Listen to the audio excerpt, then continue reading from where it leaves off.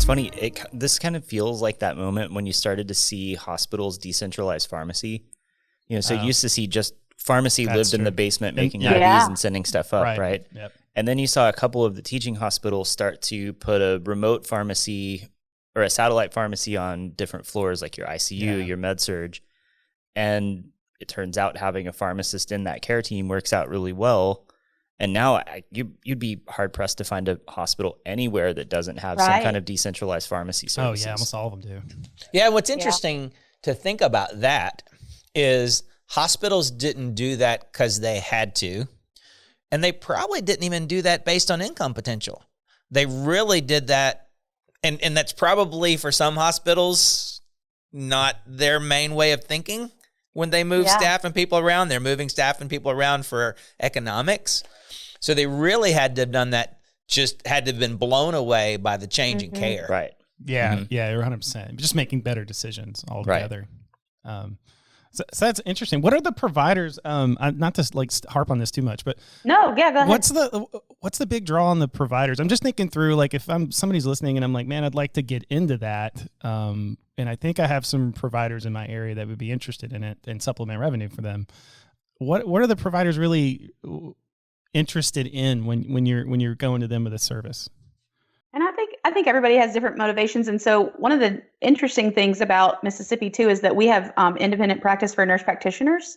So they can own their own practices. And so that's where, because that a lot of our rural providers are nurse practitioners in their own clinics.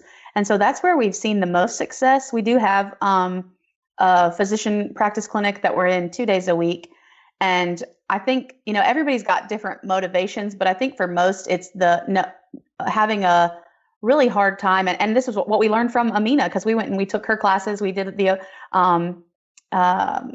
Avant Institute with her, and we even did the class before she even had Avant Institute through PDS. And so we've been kind of planning, and we call it watering the bamboo. I think that's what Amina calls it too, of how it takes bamboo 4 years to grow after you plant it. What is this? So we've been watering our bamboo for a really long time, but we, I think it's all different, but a lot of them, I think, is that they don't have a very strong understanding of how and why they are being paid what they're being paid. Right.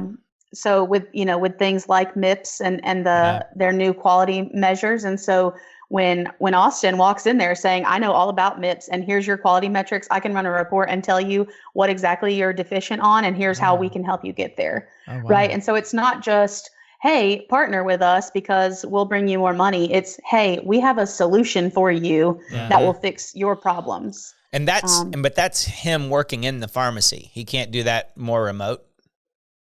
Yeah. So he goes physically to their clinics. Okay. So he spends 3 days a week physically in clinics doing Medicare annual wellness visits, but also he can do stuff from the pharmacy now too. And particularly with COVID, they've relaxed a lot of their rules and allowed a lot more telehealth. Okay. And so that has been really nice, honestly, to reach more patients and to reach them where they are. But yeah, so the RPM though, we even have pharmacy technicians who are helping to support that service and really advancing their role too, which is something that I'm very passionate about, is advancing the role of technicians to better support pharmacists. So that's so for your sync calls and things like that, they turn a little different for your RPM patients, I imagine. Absolutely. Right? Yeah. So we have all this extra data now, right? When we're making our sync calls. And that's who's supporting our RPM and CCM program is our sync callers. So they already know these patients. They have relationships with them, and maybe their phone calls went from 2 minutes to now 20 minutes, right? Wow. And they have the plan of care that the physician has developed along with our pharmacist, and the technicians help support us through that plan of care. And they check in with the patients. They document stuff for us. They have algorithms that they go through that says, at this level, I escalate up to pharmacist or, whatever it may be. And so it's just been really awesome too, to watch our technicians grow. And of course, as a faculty member, I'm always interested in development of others. Sure. And so watching our technicians develop, it's just been really, really phenomenal. And seeing the relationship that they have with our patients and how that's really impacting care. So how do you replicate that, right? If we had 20,000 pharmacies run like Bob's and Amina's and stuff like this in the country, the cost of healthcare, the way it would go down in this the substantive Dramatic. change. I think you'd see some of the big chains stop doing pharmacy, right? It just that big of an impact. How do you do that? How do you? I don't know. I think one of my favorite things about Bob is that he's always willing to take a chance, and I think you have to be willing to risk a little bit first to jump into something like that, right? To say, okay, I'm going to hire this pharmacist. I'm going to hire a fairly expensive person. I agree 100%. To build a business. And so you have to be willing to take a risk, and I think a lot of business owners aren't necessarily willing to do that, and so that's part of it too. But I think too, just so many, and Bob always, and I'm going to probably stealing some of his material because I know he's going to come and do a podcast with y'all soon, but he always says there's people who either want to change and don't know what to do.